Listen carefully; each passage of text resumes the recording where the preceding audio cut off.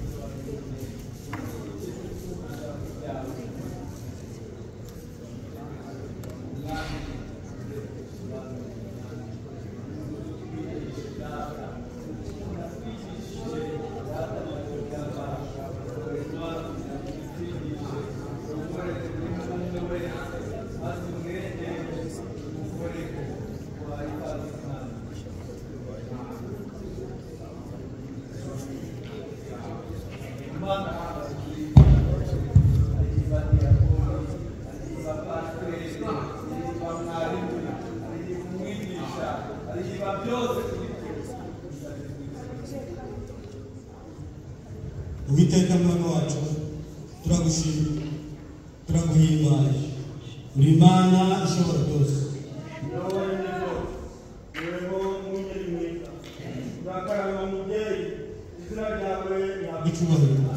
Wemeye kudukangura, wemeye kuduteranya imbabazi zawe, kubw'imbaraga zawe uhimbazwe none n'iteka ryose. Amagambo yawe amaze gusoma, Uwiteka ndakwinginze kugira ngo udukuriremo ibyo kurya, umanuke uhere ku gicaniro, ufate umugaragu wawe, ducasha abademo mu buryo bwose. Baje kure umugaragu wawe, baje kure ya bene data, baje kure ya bashiki bacu. Umwuka w'Imana agendagende twumve imirimo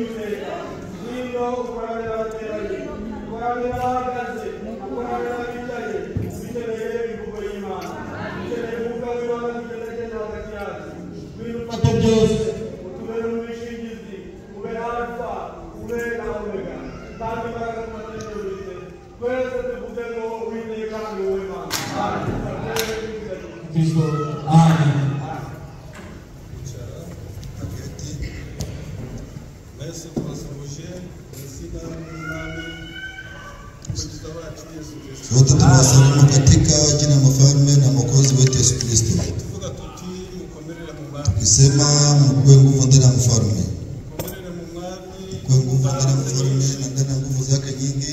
N'ubushobozi bwe. Ndani ya uwezo wake Mukomere cyane. Mungu sana.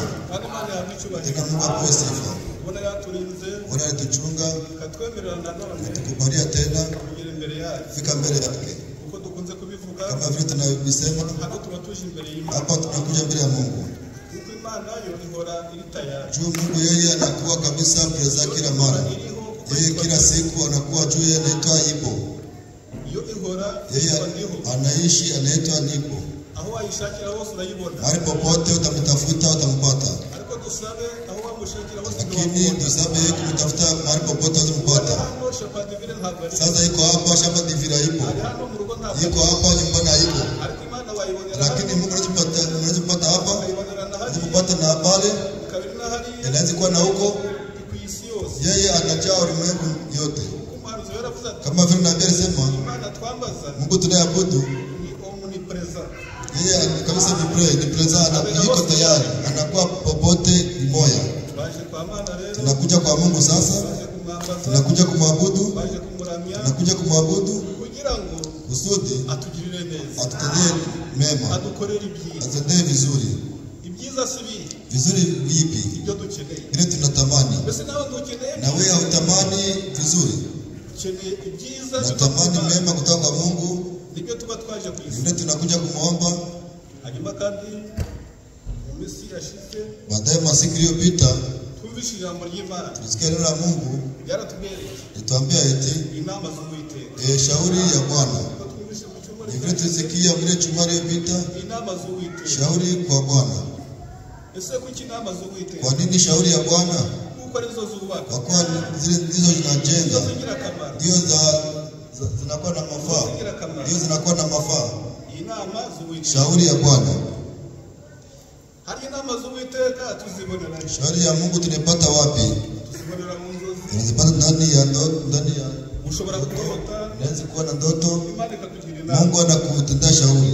Ukarota inzozi ziva ku Unakuwa na ndoto kutoka kwa Mungu, ntabwo murabyemera. nanyi mnakubali.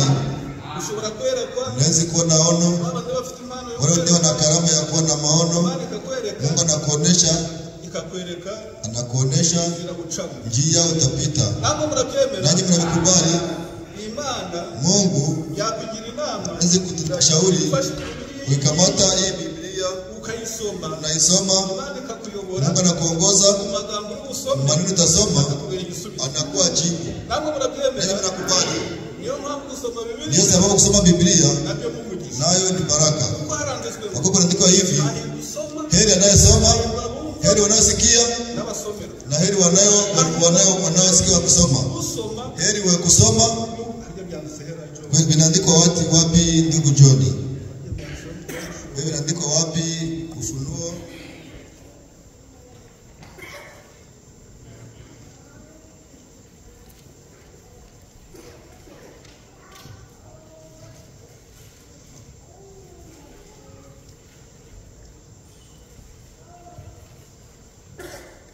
John yanditse mu gitabo cy'Ibyahishuwe. John andikwa na kitabu cha Ufunuo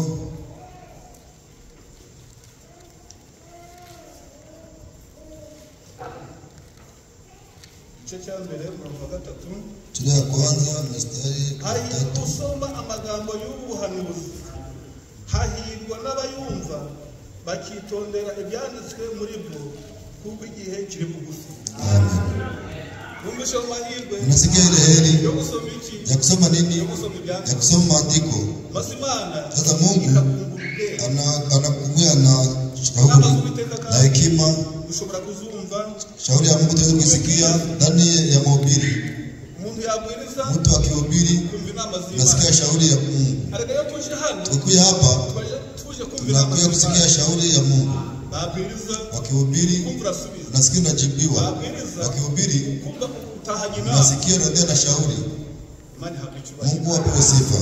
Ariyo mpamvu Rebeka Ndio sababu Rebeka umugore wa Isaka mke wake na Isaka ijambo ry'Imana riti neno la Mungu eti yarashatse aliolewa atinda gusama ana maliza masiku bila kuwa na mimba tena kuzaa.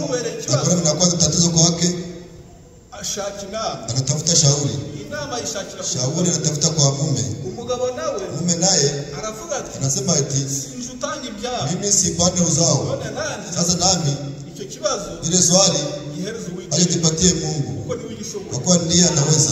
uko umugabo wa Sasa Isaka bwana wake Isaka anaasi kwa Mungu. basi Imana nayo irasubiza Mungu na anajibu. Rebeka Asamini anachukua mimba. Akimara kuisama akichukua mimba munda haba intambara baada tumbe yako nakuwa vita. Akimara gusama akichukua mimba yo yasabye aliyeomba munda haba intambara baada tumbe nakuwa vita. Intambara zivutse Vita zikitoka Rebeka aravuga Rebeka anasema eti izi ntambara hii vita none sasa mbere ya wiki inaishi juu ya nini? ubwo bimbereye gutyo Sio inakuwa hivi none bimbereye wiki sasa vinakuwa juu ya nini? nuko mwaragenda Anaenda icyo kibazo ile tatizo ile shida anaipeleka kwa Mungu, anaenda kumwomba shauri. Mungu nana mwambia eti ndani ya tumbo yako kuna pasa mbili, mkubwa atakuwa mtumishi wa mdogo, mdogo atakuwa mkubwa, atakuwa mtawala. Rebeka anakuwa na ile mimba, anakuwa na ile vita, ile vita na ile anajua sababu yake. Mungu apewe sifa. Ile tumbo anakuwa nayo na anajua sababu yake, anasubiri. Ni vile tuambie eti ile tumbo alikuwa nayo ya mataifa mbili, ilikuwa Yakobo na Esau. Yakobo wakishazaliwa niwaambie eti Rebeka tumbo alichukua ndani ya vita, inazaliwa ndani ya vita. Nani anazaliwa ndani ya vita? Ni Yakobo na Esau. Wakishazaliwa Yakobo yeye aliitwa Israeli, unatoka na kwa Israeli wote. Esau yeye alitoka na Waarabu wote. Lakini ndani ya tumbo kuna gombana, wanazaliwa gombana na sasa wachingana na gombana. Sivyo tuliwaambia? Mko mnasikia na vyenye wanawaambia. Mtege masikio tena mpatie dhamani. Yakobo ndiye Israeli. Alichukua mimba yake ndani ya vita, anazaliwa ndani ya vita na sasa wachingana ndani ya vita. Za nani? Za Waisraeli na Waarabu. Kama vile tuambia eti kima vita inafika ndani ya Waarabu na Waisraeli, ni moto inawaka, ni ile bombe inayowaka moto, ndio vita wanazo. Tunawaambia eti kanisa la mataifa Israeli analinganishwa na kanisa la mataifa. Kanisa la mataifa lilizaliwa siku ya Pentekoste Yerusalemu. Wakishapewa Roho Mtakatifu wanasema lugha, wanafanya ishara. Kanisa la mataifa, kanisa la Israeli, kanisa la mitume Yerusalemu lilizaliwa ndani ya vita. Roho Mtakatifu akishawatembelea siku ya Pentekoste, wanaanza kuwasengenya walilewa pombe. Walilewa pombe, muangalie vizuri, ni walevi. Petro anasema eti hatukulewa, hii ni saa 3 ya asubuhi, hatukulewa. Bali nabii Yoeli alitabiri, ile nabii Yoeli alitabiri ndio vinatimia. Pale Petro na mitume zingine wanatoka mchumba cha juu, wanaanza wanahubiri. Wakianza kuhubiri na nguvu nyingi, pale sasa bado kukuja pale mupanga na mikuki na majiwe na kuimarisha vibaya vinaanza. Wanaanzia Yerusalemu, Roho Mtakatifu akaanza kuwatembelea. Acha nami nikwambie eti, acha nikwambie hivi, hii kanisa msiwaze vita zitaisha na kurudia kwa Yesu. Hauta ikara vile Mungu amekubali. wewe kwenda salama uikale vile. Utakuwa unafanya nini hapa sasa? Unaweza kuwa unafanya nini? Mafaa kazi Mungu anayo ni kutugombania na kupatia nguvu kufika hadi ya kuchukuliwa. Sasa Mungu hawezi kubali sisi tuikale kitako. Tuikale kwa salama. Tukiikale na salama tutakuwa kama wale. Wajana anaikala kitako yeyote anakufa na simama. Mungu hawezi kubali kama mtoto wa Mungu aikale kitako. Hayatakubali vita zikuje na tatizo zikuje. Kama vitoke hapa vitatoka ngambo, kama vitoke pale kule vitatoka kuhuyu. Mungu ndivyo nakubali. Hautajua kwenye vinatokea. Mungu atakuwa nakubali ingawa anafanya wazie vita zitokee pale. Na mtoto wako na mume wako na mke wako ile mikuki kufikia. Ile mikuki kufikia ni waache na unajua kuomba. Ile mikuki kufikia na kukua vibaya vitaacha wewe unaomba. Kama wabudu utaanguka kwa kama wale. Kama wabudu kama uende kile kitako unaugua vizuri, unastarehe vizuri, unakutana na tatizo, unakata tamaa. Mimi ninaviacha. Vile ninaviacha nataka kuwa kama wewe. Unyakuliwa sasa wewe unakosa. Tatizo zinaacha tunasogelea Mungu. Tatizo na swala shida na gonjwa linaacha tunasogelea Mungu. Mungu apewe sifa. Kanisa la mitume tangu Yerusalemu mpango wa Rumi utawala wa Rumi unaanza kunawawinda tangu kwa Petro wanamuua Stefano wanamuua watakatifu wote wanawawinda wanawake wenye wanamimba wanawatoa mimba wenye wanakata shingo kwa msumeno. Mitume 12 za Yesu Kristo. Utawala wa Rumi uliwaua kabisa pole moja kwa moja. Fika wakati wote waliwamalizia kwa mkuki. Juu ya nini? Juu ya neno la Mungu na kushuhudia kwa Yesu Kristo. Mwenye libakia ni mmoja, mwenye likufa kwa mirago. Mtu mwenye wao kwa rusali kwa asasi wanasema nakufa kwa kirago. Anakufa ya kirago. Yohana pekee mtume wa Yesu Kristo ndiye alikufa kifo cha kawaida bila kuoa na upanga wa Rumi. Wengine wote waliwakamata wanawaua, waliwapiga wanawazaki, waliwakifa kibaya juu ya neno la Mungu na kushuhudia kwa Yesu Kristo. Ndivyo Yohana amesema hata kitabu cha Ufunuo pale kwa sura ya 2, mimi Yohana ndugu yenu mnachangia kabisa shida na kusubira niko ndani ya Yesu Kristo na ufalme. Nilikuwa ndani ya chaka cha Patmo wakinizaki kwa neno la Mungu na kushuhudia kwa Yesu Kristo. Pale Yesu aliwatabiria waliwauawa. Nasema vita hii. Nani mke mwenyewe alitoa mimba hapa? Nani? Mwenyewe walifunga wanawahi kufunga hapo juu ya neno, wanapiga kwa machafu na kudharau Kenya. Mungu aposi. Ndugu tu pamoja Yesu. Mungu aposi. Ni shauri ya Bwana. Neno la Mungu eti shauri ya Mungu ni ya muhimu. Mungu anapatia shauri. Ile shauri nasi tunapatia. Kweli Israeli ilichukua mimba ndani ya vita, inazaliwa ndani ya vita na sasa ikienda ndani ya vita. Kanisa letu kunaandikwa eti tunajengwa juu ya msingi ya mitume na manabii wa Yesu Kristo, ndio jiwe nashika pembe nguvu. Amen. Juu mitume sasa kanisa lao ndio tunakamatia hapo, ndio tunajenga juu vile nilizaliwa ndani ya vita fika ahadi waliwawinda na sasa nasi ingawa tunajenga kule msingi zile vita ni lazima zitufikie. Kweli ni kuvipokea unakubali unaishi navyo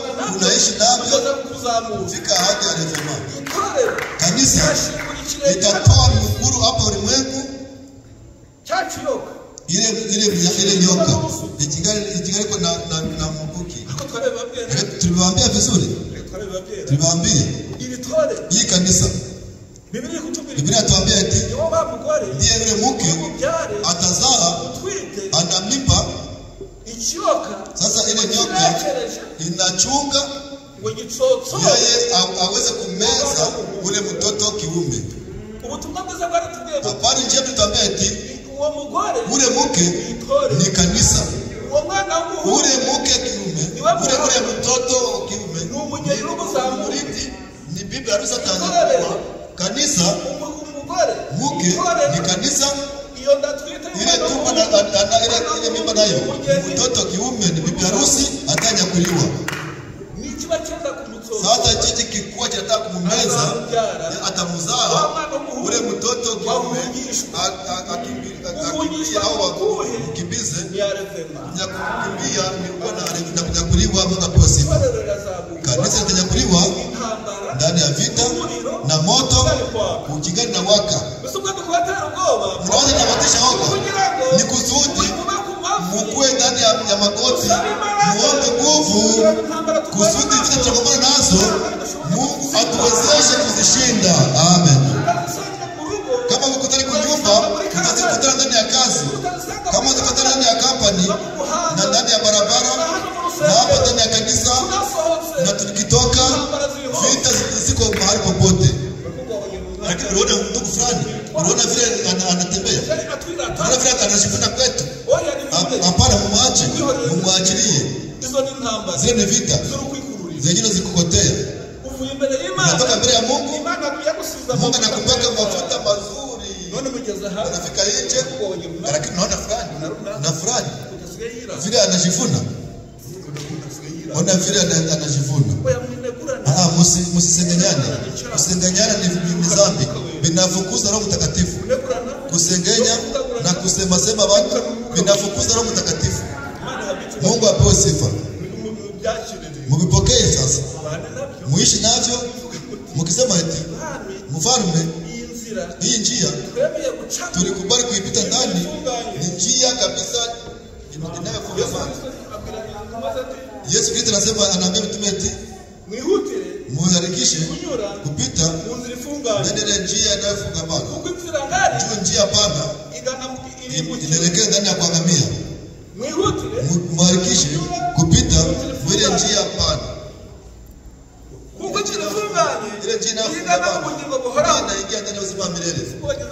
Unawaza hapa ndizo papita liko na kimbia. Unasema nataka kukimbia hapa, ndizo papita nikimbia. Lazima toka huku na pita liko na kimbia hapa katikati. Hivi tani kwa ndani ya bafu tagi tani tajipiga pale chini. Binaomba nini? Ndugu Sershako. Sershako ipi? Kusudi nipite hapa vizuri, binaomba nini? Na kwenda pole pole. Pole pole. Pole pole. Pole pole kwenda pole pole. Pole pole. Pole pole. Pole pole. Pole pole. Pole pole.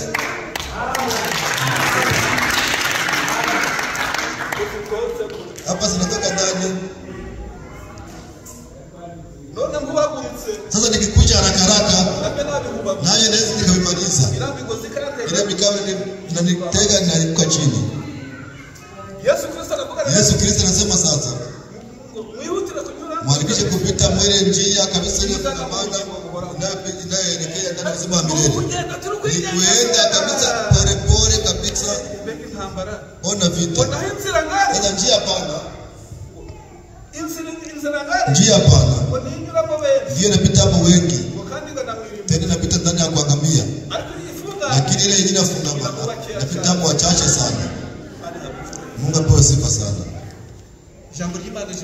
Neno la Mungu jana tuambia eti baadaye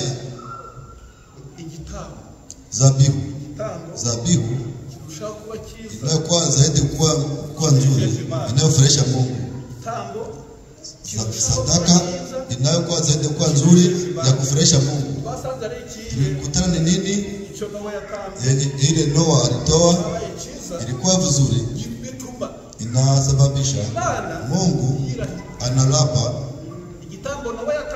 Ile zabibu Noa alitolea Mungu iliacha Mungu analapa, anasema eti juu ya zabibu nilitolea inakuwa na harufu nzuri ndani ya mashamba yangu. Ile zabibu nilipatoa dhambi sitaweza kuipatia watu, na ishara yake Mungu anatia ile bindi juu ya anga, ile bindi juu ya anga ni kiapo. Mungu alilapa, anasema juu ya sadaka ya Nuhu anitolea, kinifurahisha, ninarapa sitaongeza kuazifu watu na kuwa na gharika. Ninarapa sitaongeza. Mungu aponye. Ile zabibu nawe unaweza kuomba Mungu nguvu, nawe unaweza kutoa ile zabibu kwa Mungu. Neno la Mungu eti sasa Abel naye anatoa zabibu nzuri inaiko zaidi juu ya Kaini. Tuwaambia eti Abeli ni mdogo wake wa Kaini, wote ni watoto wa Adamu. Lakini Biblia ikisema vizuri, ndani ya uzao wa Adamu Kaini hayupo. Sasa ile inamaanisha nini sasa? Biblia hapa tunasoma ule mwanaume anapatia mke wake Eva, anazaa Kaini. Anapatia mimba mke wake na tena anazaa Abeli. Sasa ndani ya uzao wa Adamu Kaini hayupo. Sasa Kaini anakuwa nani? Karekezi. Kaini ni nani? Karekezi kwa Kaini ni wa nani? Ni wa mbaya. Mko wanaume. Muovu nani? Ule muovu ni nani? Satani. Ni shetani. Biblia kuvuga ngo Biblia inasema eti uwo Satani ule shetani ni wa murazi wa bene data. Ni wa mubi ndiye mubaya tangu mbinguni. Umubi muovu ni adui shetani. Biblia inatuambia eti Kaini sasa ni wa muovu. Kwa nini? Na Biblia inamuuliza eti sasa judi wa muovu. Sasa wale kuna sema eti anapatia mke wake mimba. Na pia alijibia eti nafsi yote inatolewa na Mungu. Nafsi yote inatolewa na Mungu. Nyinyi hamjui. Neno Mungu likatuambia eti katika kitabu cha kwanza na kutana vizazi Kaini hayupo. Ni wa nani? Ni wa muovu. Ndio sababu zabibu alitoa amekufurahisha Mungu. Hakuwa mwenye dhambi, hakuna tani moja inaweza kufurahisha Mungu. Tena mtoto wa Ibilisi hakuna tani moja na tubu afye kwa kiwango kamilifu. Mungu apewe sifa. Lakini Abeli mtoto wa Mungu anasema eti ninakuja. Wazazi waliwasi, lakini nilizaliwa ndani ya dhambi. Mungu alikubali. Juu na mimi natoa zabibu kama ile Mungu aliwatolea kusudi waweze kuokoka kifo. Mungu apewe sifa. Baadaye sasa neno la Mungu litufikisha hapa tunasoma leo. Sisi tusiwakawishe dakika kidogo tukamate watu tulikuwa jana, tuendelee pale, tukamatie pale ya leo dakika chache. Neno la Mungu eti nuko Eliya watishudi. Twavuze ko nawe tulisema naye alitoa zabibu, lakini mbele ya pale tulisema zabibu inayofurahisha Mungu. Tunasema eti unataka kuja mbele ya Mungu, Mungu akukubali, akupokee, afurahishwe na kukuja kwako, tolea Mungu zabihu inayofurahisha Mungu, inayomfurahisha. Unataka Mungu astarehe vizuri juu yako, tolea Mungu zabihu inayomfurahisha. Hakuna ingine. Unataka Mungu tembelee ndani mkutano wenu, ukuje mtoe zabihu inayomfurahisha Mungu. Mutoe mabaya katikati yenu, maovu na chukizo mtoe katikati yenu, dhambi na kuzaki katikati yenu, muvifukuze. Nikufukuza je? Nikusema toka. Ibrahimu na alitolea Mungu zabihu. Biblia inasema eti wakati alikuwa anatoa, ndege zikakuja zinamnyang'anya zabihu, anagombana navyo, toka. Ikafika wakati anasinzia. Akisinzia, Mungu pekee anakuja mwambia, jua kama ni mimi anayechunga neno langu, tena ninalichunga na nitimiza. Mimi nachunga neno langu, hakuna yengine. Ni kutoa zabihu inayomfurahisha Mungu. Elia sasa, Biblia inatuambia eti Elia akakuja. Akisha kuja, anakutana na Israeli, walitupia Mungu kapatia mgongo. Ya siku ya leo mataka kidogo tulianza. Elia alikuja Israeli, anakutana Israeli yote ilitupia Mungu mgongo, wanabadilikia miungu. Alikuja, anafika ndani Israeli, Mungu akimutumana, anakutana Israeli yote ilipata kisogo. Alibadilika miungu ya Baali na Ashera, hiyo anatumikia. Baadaye Elia hakuna jingine aliwahi kufanya, anaitisha kikao, anaambia watu wote, nakutana mlianguka, vitu vyote vilibomoka, yote kutoka kwa nafasi yake. Sasa inastahili ya kwamba jua mjinga na abudu Mungu wa kweli, Mungu aliyeishi aliyewatoa ndani ya Misri. Unabadilikia miungu, nyinyi mkuje kabisa, tukate kabisa, tupate tujue Mungu ya ukweli ni ya wapi. Njoo na nileta nijue, tujue Mungu ya kweli ni ipi, mwenye tutatumikia ni nani, mwenye tumwache. Kama ni Bwana Mungu tumtumikie, kama ni miungu tuitumikie. Tuchague kimoja.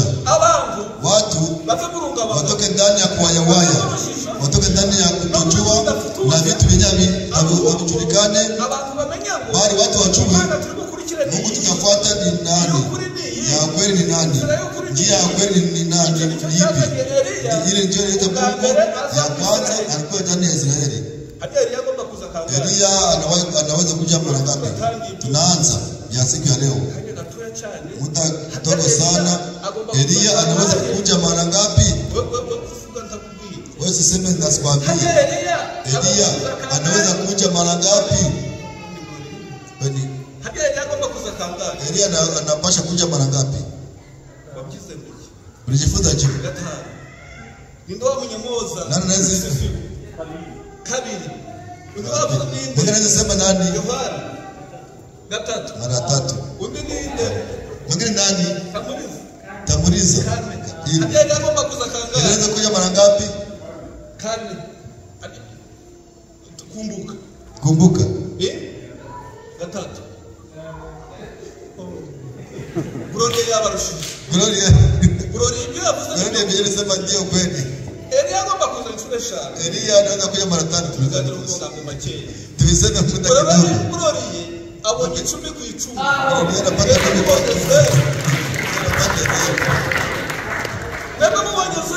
Nipo napata sifuri, lakini hakuna shida. Tutakamatia pamoja tupande mmoja. ile alama nampatia tutakula nazo sote tutazichangia. Mungu apewe sifa. Elia anaweza kuja mara 5. Mara ya kwanza alikuja ndani ya Israeli. Tulisome tuende. Kwanza alikuja wafalme wa kwanza sura ya 17. Tuanze mstari wa kwanza. Pole pole kurudia kwenda viacha. Na kwa hapa ndio msingi wa habari njema. Unasikiliza? Buke Elia w'itishubi umwe mu basuhuke bigareyadi asanga Ahabu aramubwira ati ndahiye Uwiteka Imana y'Isiraheli ihoraho iyo nkorera iteka yuko nta kime cyangwa imvura bizagwa muri iyi myaka keretse aho nzabitegekera. Amen. Elia w'itishubi umwe mu basuhuke mmoja ndani ya wakimbizi wa Galiadi anakuja. Anaambia Ahabu alikuwa mfalme wa Israeli. Mke wake alikuwa nani? Alikuwa Yezebeli. Biblia inatuambia eti Ahabu mfalme wa Israeli ndani ya damu anapoza Yezebeli kwa mataifa, anamleta kwa mataifa wao wanakuwa wanaomba miungu. Ile miungu anakuja na analeta nani yao wanaleta na ile wanakuja na wanarusa analeta Yezebeli taifa wao kazi anakuja ndani ya Israeli, anakuja na analeta nini? Miungu yao ya wapi? Ile miungu bile ya mataifa wanayoomba.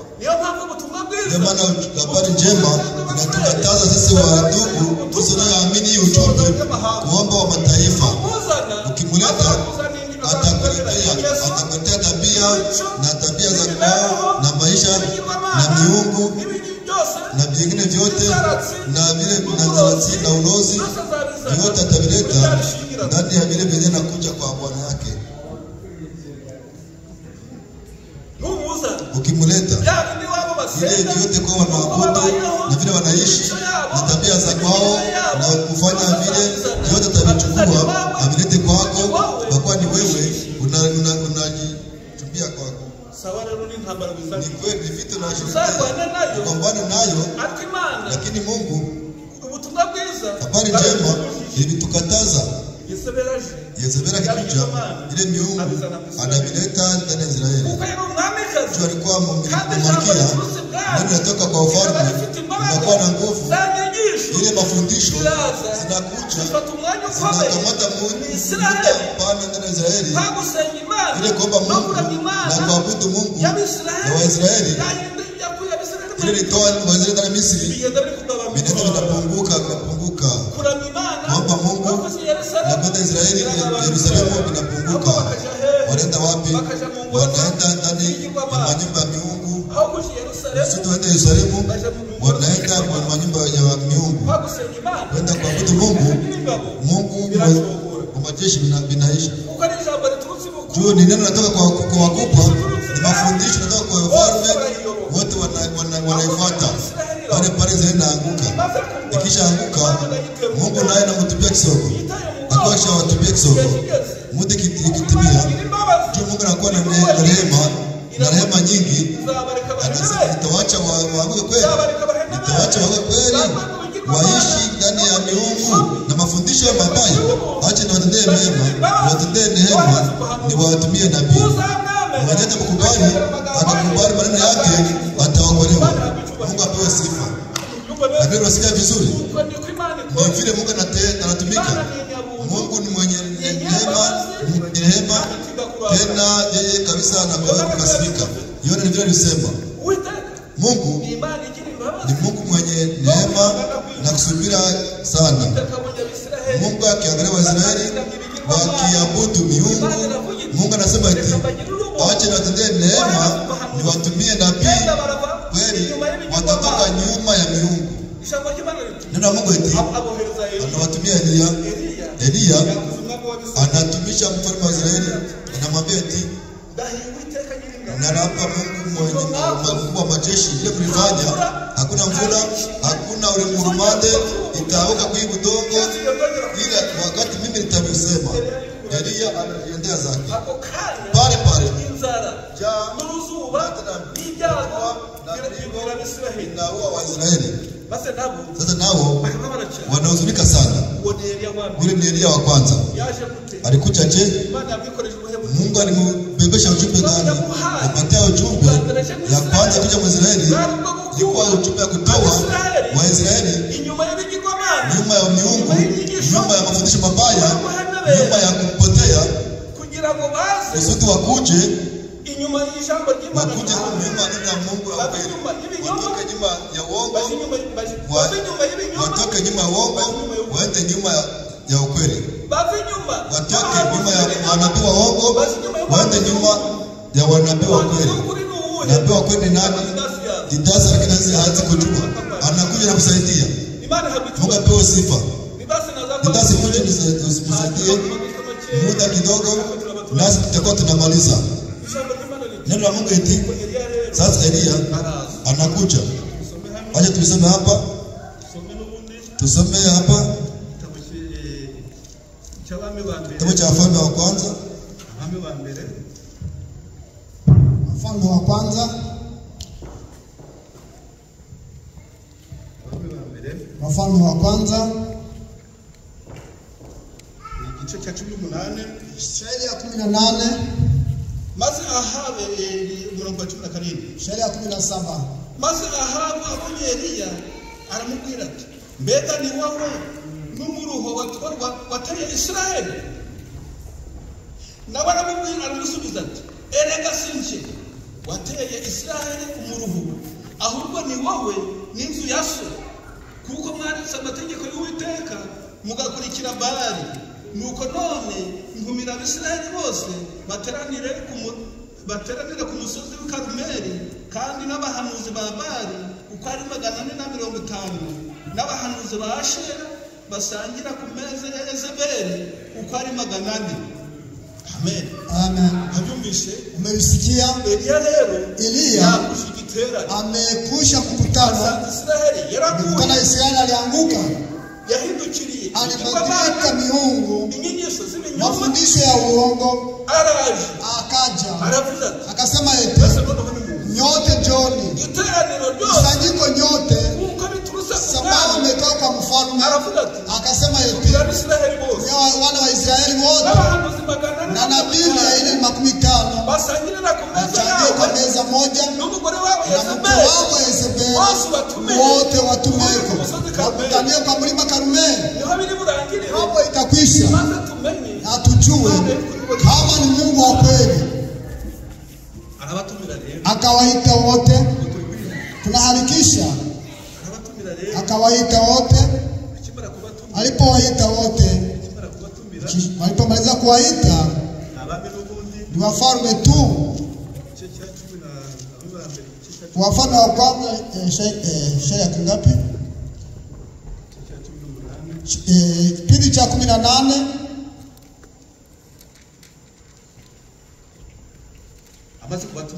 Alipowatumako akawaambia.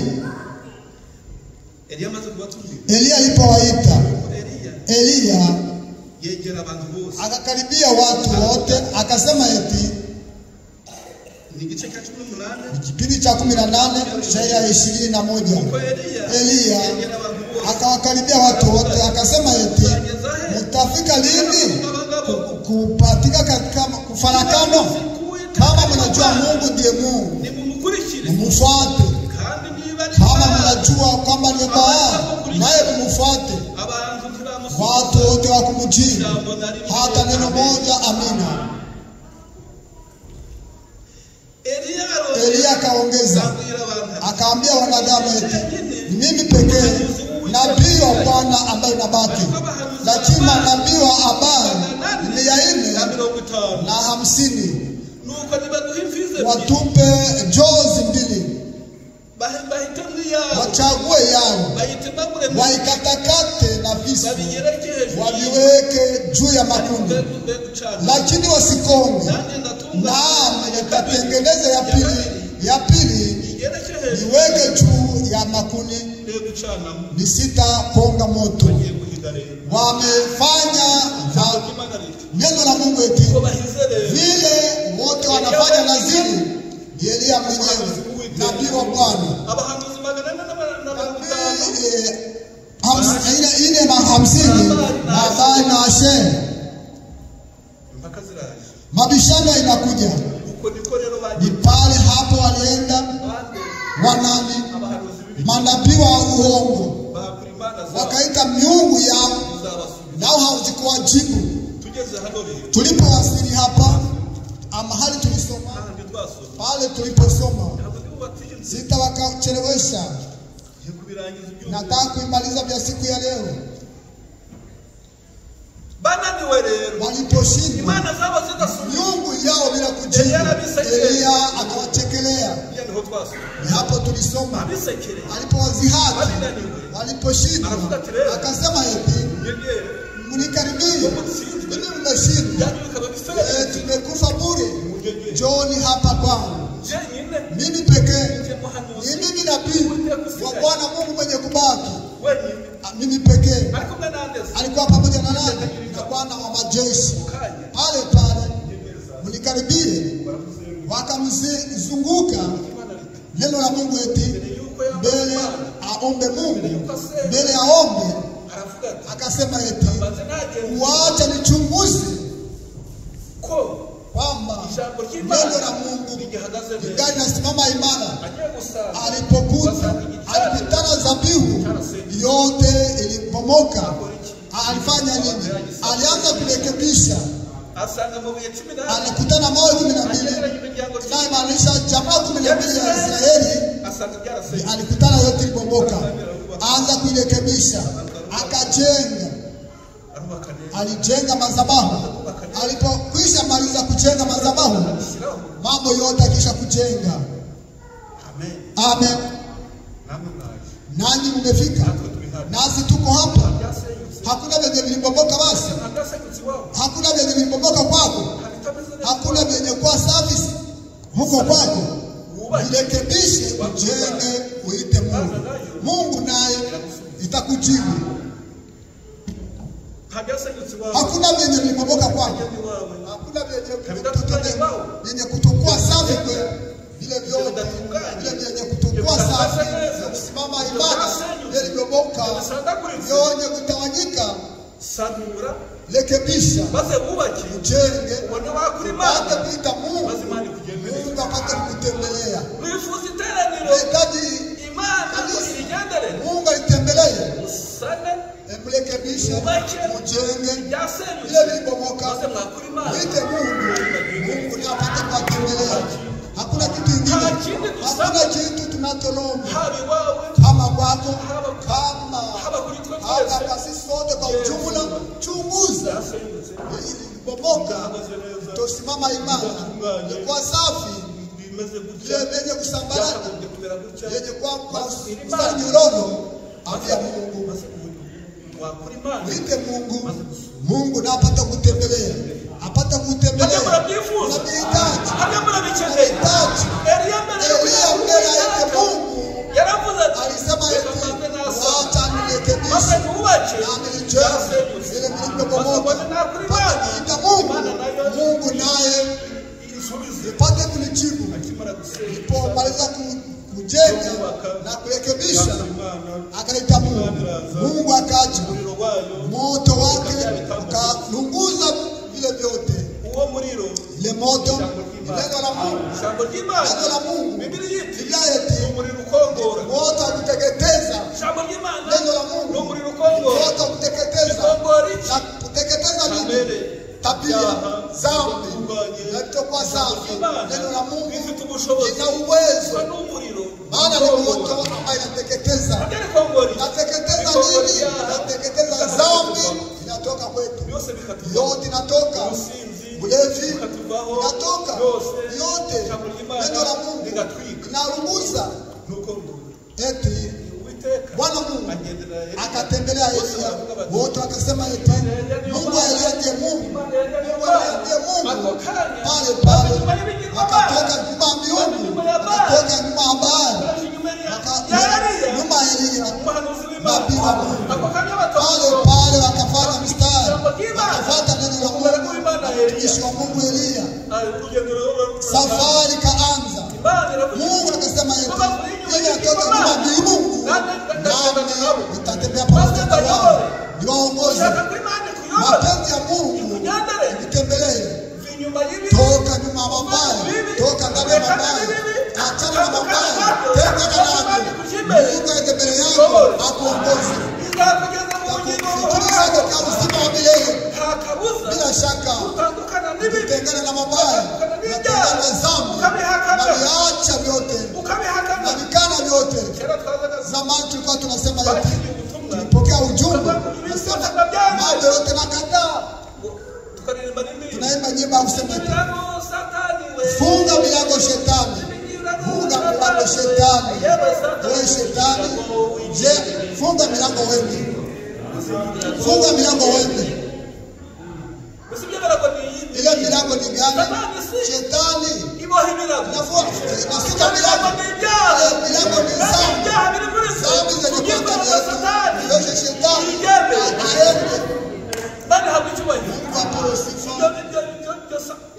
Ile milango Biblia inasema hivi, wana wa Israeli hawakula vitu najisi, bali najisi wanapatia watu wa mataifa.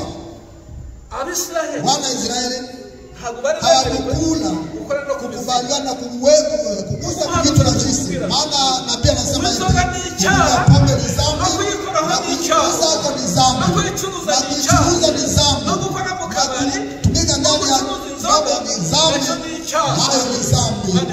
Mungu apewe sifa. Ule ni Elia wa pili. Subilini Elia wa pili. Tumesema kwamba nafaa kufika mara 5. Elia wa pili ndani ya kitabu cha Wafalme wa pili, ndani ya kitabu cha Wafalme wa pili.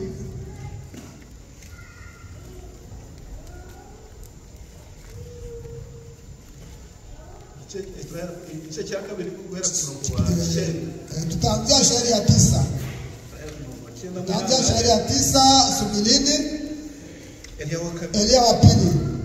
Bageze hakurya Elia abwira Elisa ati isaba icyo ushaka cyose ndakigukorera ntaratandukanywa nawe. Elisa aramusaba ati ndakwinginze ndaga imigabane yawe, ndaga imigabane 2 y'umwuka wawe. Elia aramusubiza ati uransaba ikiruhije cyane, icyakora numbona nkigukurwaho birakubera bityo, ariko nutambona siko biri bube. Boninde nande Yule ni nani na nani? Elia ngarabuwe na mtumishi wake Elisha bali kugenda, wanaenda ndani ya safari. Hija gato Ngambo kidogo Elia magare mabaskeli na mafarasi Itabai kuwa. Akamwambia Elisha, wambaye wakaramato umedumu pamoja na mimi. Sasa niombe chenye napenda. Elisha akamwambia, ushaka yuko napenda kwamba unilipe, unipe mwuka wako, roho wako mara 2. Elia akamsalia, na niomba vitu vya kuchosha, lakini kinaona nikwenda chikondoa utapewa.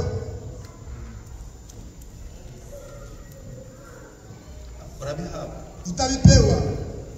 Elisa anaje kubihawa. Elisa ameenda kuvipewa.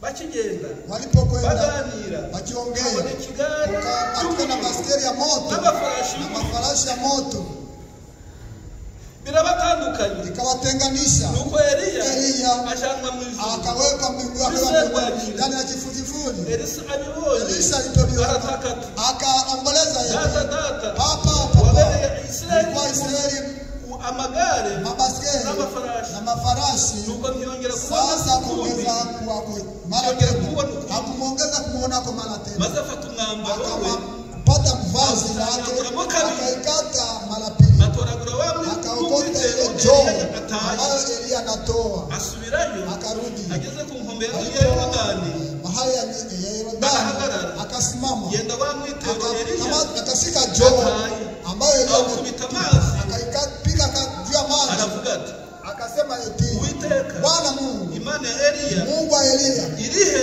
yu wapi? amaze gukubita amazi Alipopiga maji igabanyamo kabiri ikazigawa sehemu amaze mbili, kwayo moja kwake na ingine kwake. Elisa aherako arambuka Hapo akavuka. maze babana b'abahanuzi Wale watoto manabii wa Yeriko baramwitegeye walipo wanamuona, walipokuwa wakimwona, wakasema eti umwuka wa Elia roho wa Elia ari muri Elisa iko ndani ya Elisha. Mungu apewe sifa. Imana ya Elia Mungu wa Elisha wa murimo ile kazi Elia yakora Elia alifanya, Imana yamuhaye Mungu alimupa, Imana imwimuye Mungu alimhamisha wa murimo ile kazi. Elisha akashika ile kazi. murakomeje rero Kazi inaendelea murinde ndani ya nani? Ndani ya Elisha. Elia wa gatatu ni Elia wa tatu ni nani? Twende. Elia wa gatatu ni Elia wa tatu ni nani? Nani ataniambia? Elia wa gatatu ni Elia wa tatu ni nani? hano wati Yohana Mbatizaji. tunasoma Mathayo Tutasoma kitabu cha Mathayo. ayo Mathayo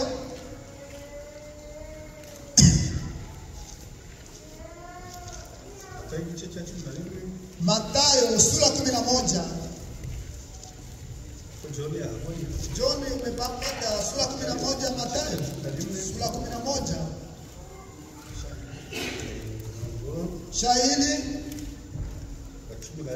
wa 11 hadi 15. Mathayo igice cya 11 Mathayo sura 11 shahili ya 11 hadi 15. turasoma ndizina Yesu Tutasoma kwa jina la Yesu Kristo. ndababwira ukuri yuko mu babyawe n'abagore hatigeze kuba umuntu uruta Yohana umubatiza ariko umuto mu bwami bwo mu ijuru aramuruta uhereye ku gihe cya Yohana umubatiza ukageza none ubwami bwo mu ijuru buratwaranirwa intwarane zibugishwa ngo imbaraga kuko abahanuzi bose n'amategeko byahanuwe kugeza igihe cya Yohana kandi niba mushaka kumenya niba mushaka kubyemera niwe Elia wahanuwe ko azaza. Ufite amatwi anayekuwa na masikio yumva anayesikia yumve asikie. amen Amen. ufite amatwi Anayekuwa na masikio na kusikia yumve asikie. ariko biki gihe Lakini wasikie wagereranya n'iki na tawalinganisha na nini? mane habicyubahiro Mungu apewe sifa. Elia wa gatatu Elia wa tatu Yohana umubatiza ndani ya Yohana Mbatizaji. Yohana umubatiza Yohana Mbatizaji ari hagati yu katikati y'isezerano ya agano la kale na agano jipya. ni umuhuza Mpatanishi wa agano la kale na agano jipya. uwo yaje Yule alikuja asanga Abisirayeli akakuta wana wa Israeli barakandagira amategeko walifunyanga sheria. ya mategeko Mose Ile yabigishije sheria aliwafundisha asanga akakutana barananiwe kuyatungamo walishindwa kuiaishi no na kuyagendera kutembelea ndani, barayakandagira waliyafunyanga, baraguye walianguka. aza Akaja atuambia ya Masia, uri umwana w'intama Yoni mwana kondoo anaondoa dhambi ya ulimwenguni. mumwumvire Mumutii. Yohana umubatiza Yohana Mbatizaji hagati yu katikati y'isezerano ya rya agano kera la kale na n'isezerano agano jipya. agomba gufata imitima Anashika mioyo y'ababyeyi ya wazazi nibo Bisirayeli wana Israeli, akayizana kuyaba akaikutanisha watoto ni mitume. ni umuhuza rero Mpatanishi afashe anashika wana Israeli na taifa lake baguye ambao walianguka, bakategereje walifunyanga sheria, aberetse Mesiya akaonyesha Masia.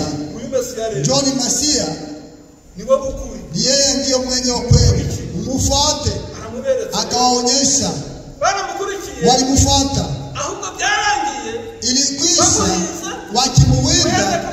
Tangu Yohana Mbatizaji walimkata shingo. Yesu nawe Yesu naye wakamuzia maisha yake, wakamtundika.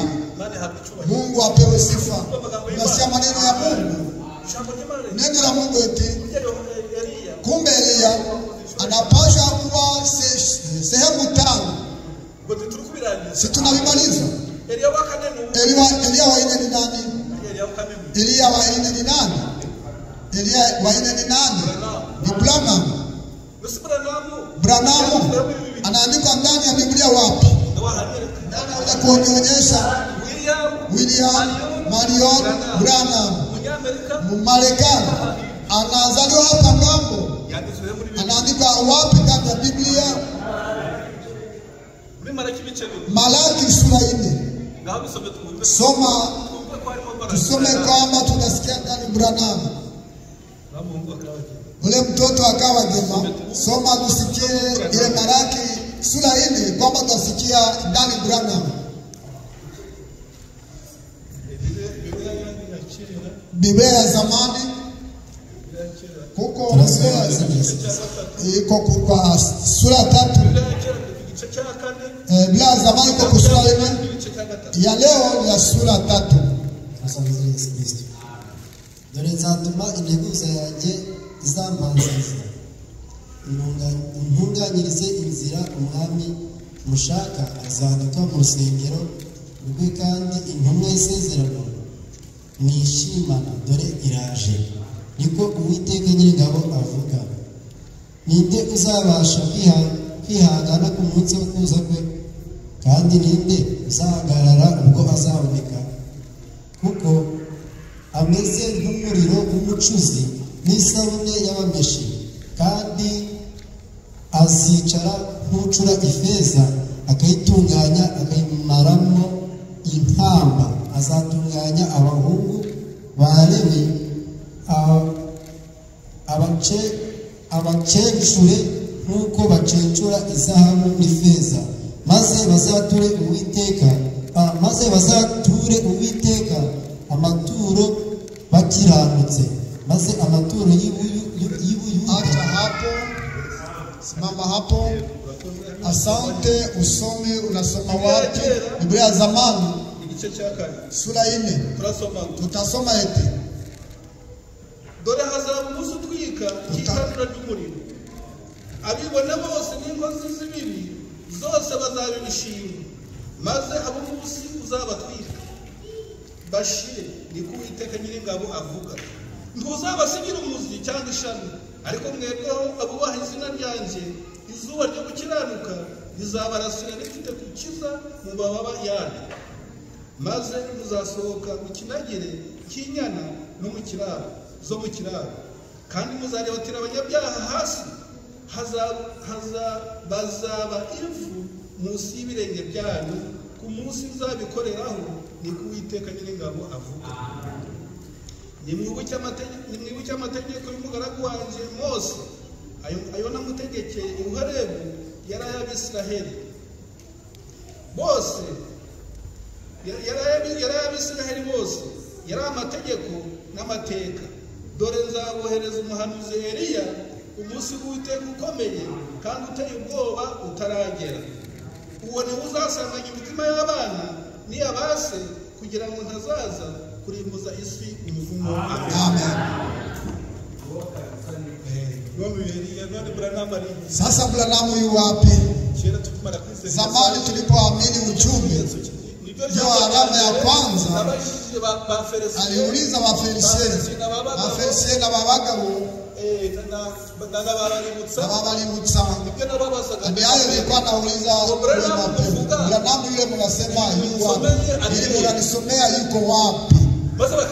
Akanambia eti ujumbe unasema eti ujumbe unasema eti huyu ibimenyetso bimuranga dalili za nangu umurimo agomba gukora kaza nafanya nuwo gusanganya imitima y'abana wazazi na watoto. Abana ni bande? Watoto ni wanani?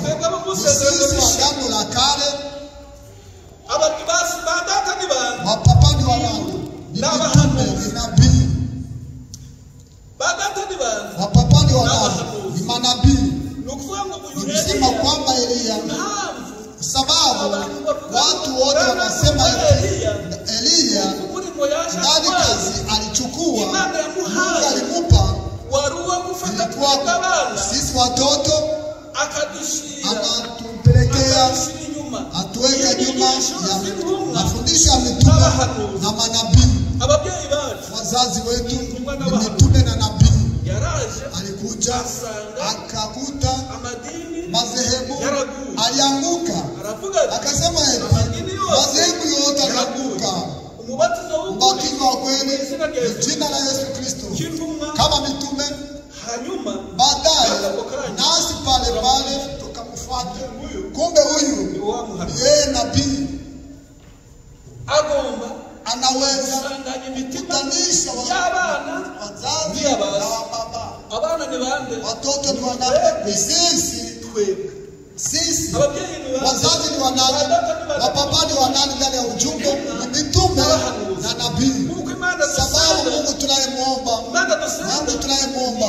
ya wana wa Israeli wale tuonyesha ni wanani? Ni mitume. Mungu akatuma Branham kutoa ndani ya mafarakano na ujinga kama Elia wa kwanza alitoa kwa Waisraeli. Elia wa kwanza alitoa Waisraeli ndani ya mafarakano, akaonyesha Mungu wa hai. Elia wa pili Elisha akaendelesha kazi. Elia wa kwanza ambaye alikuwa anachukua. Elia wa tatu Yohana Mbatizaji ndani ya roho wa Elia, kama vile tulisoma ndani ya Luka tulipasoma. Tunakaribia kumaliza, tu karibu kumaliza. Subirini Luka sura ya kwanza, tutaanza shairi ya 14.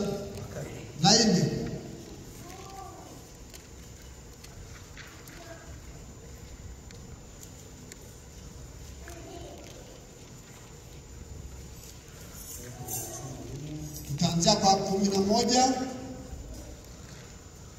Maze marayika w'umwami Imana amubonekera ahagaze iburyo bw'igicaniro cy'imibavu. Zakariya amubonye arikanga agira ubwoba, ariko marayika aramubwira ati witinya Zakariya, kuko ibyo wasabye byumviswe. Umugore wawe Elizabeth azakubyarira umuhungu, uzamwite Yohana. Azakubera umunezero n'ibyishimo, kandi benshi bazanezererwa kuvuka kwe. Kuko azaba mukuru imbere y'umwami Imana, ntazanywa vino cyangwa igisindisha cyose, kandi azuzuzwa umwuka wera ahereye akiva mu nda ya nyina. Benshi mu Bisiraheli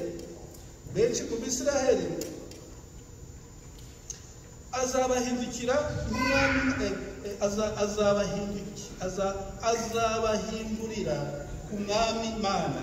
Umvishe Mesikia Yohana Mbatizaji atabadilishia kwa mfalme wao, atawageuzia mfalme wao, atatembea mbele yake ndani ya uwezo ya Elia,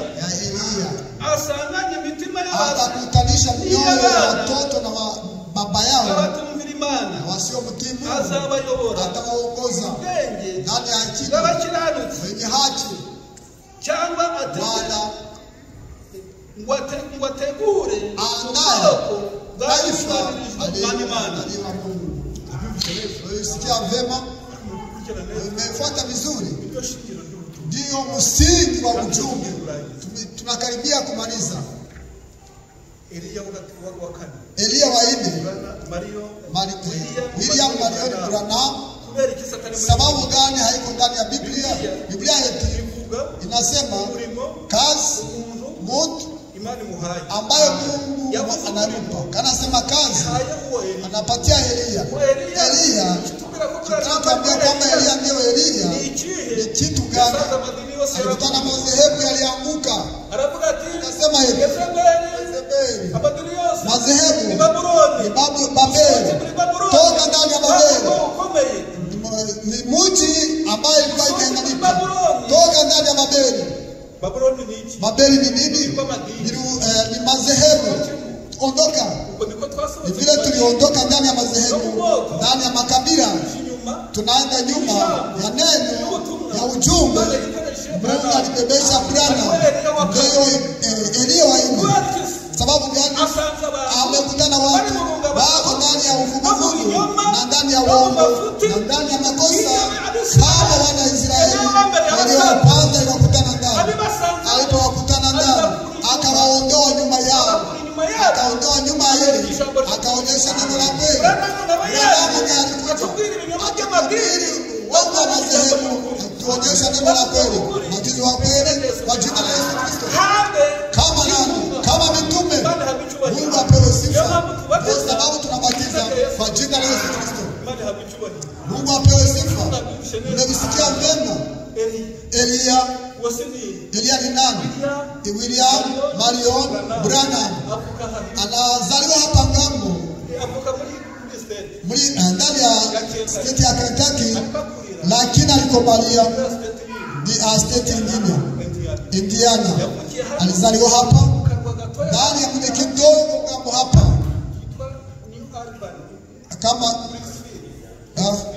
kama alizivile ngambo hapo kidogo. Tunajisi muko na magari utie GPS tu atakuonyesha hapo. Sasa majela na kwele kule muone address yote na uko na gari wende kule akuonyeshe na kwenye walimuzika. Mungu apewe sifa. Yule sasa ni yeye alikuja akituondoa akituonyesha Katoliki mambo hii Waadventista mambo yako Wapentekoste nao walipotea katika maonyesho na kucheza kule militi ya kucheza na kufanya na makarama na kulewa yapo na kwa ndani na neno la kuimarisha